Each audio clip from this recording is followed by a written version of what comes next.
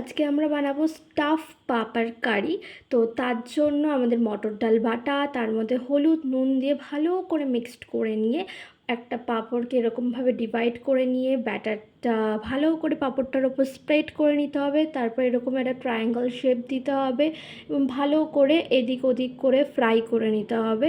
Fry করার পর ওটা একটা প্লেটে বা কোথাও তুলে রেখে তারপর আরও একটা প্যান নিয়ে ওর মধ্যে কালো জিরে, আলু, পেঁয়াজ, হলুদ কিছুক্ষণ নেড়ে তারপরে আমরা ওর মধ্যে জিরে গুঁড়ো, লঙ্কা বাটা, রেড চিলি পাউডার দিয়ে আবার কিছুটা ফ্রাই করে নিয়ে তারপর ওর মধ্যে জল দিয়ে দিতে হবে পরিমাণ মতো এবং তারপরে ওটা কিছুক্ষণ ফুটতে দিতে হবে এবং আলুটা বয়েল হওয়া অবধি ওটা ফোটাতে হবে। তারপর পাঁপড়গুলো দিয়ে গরম মশলা গুঁড়ো ছড়িয়ে ইটস রেডি টু ইট.